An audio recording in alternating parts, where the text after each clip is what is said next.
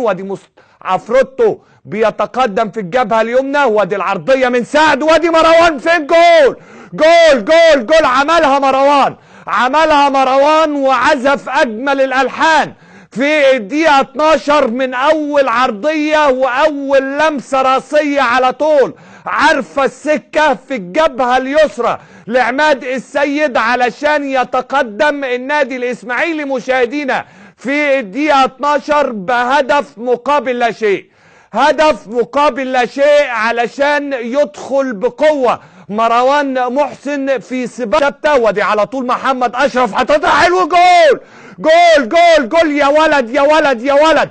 هدف ولا في الاحلام، هدف ولا في الاحلام. نموذج حاجه من ايام الزمان، حاجه من ريحه البرازيل اللي هي رونالدو او رونالدينيو اللي حضراتكم تتذكروه. محمد اشرف يحط كوره ولا في الاحلام فكرتنا بهدف رونالدينيو في انجلترا حطها، ولكن ده حاططها بصوا منين، بص شوف الجمال، بص شوف الابداع. خد خطوه غلط محمد عواد وحاططها زي ما الكتاب بيقول، كانه راسمها زي ما الكتاب بيقول، مش واو، لا دي واو ودال ويه وزي ما انت عايز تقول. جول جميل جدا جدا بيعود وكسب مساحه ارض بشكل جيد. وادي العرضيه على طول ابعاد من عاصم، وادي المتابعه مره ثانيه في مكان خطير، وادي التسديده. جول جول جول جول. احمد سمير واول اهدافه مع النادي الاسماعيلي، ولقطه الهدف الثاني لقطه الدقيقه 54. كوره بتعود للدراويش الى نقطه الانطلاق من جديد ونقطه التقدم والتفوق.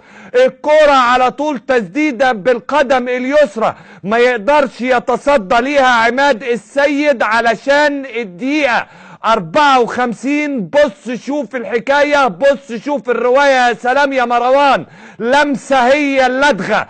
الكوره على طول من مروان في اتجاه احمد سمير، تسديده لا تصد ولا ترد، تضع الدراويش في صدارة هذا اللقاء مشاهدينا وفي صدارة هذا الحوار، وتتقدم على طلائع الجيش 2-1.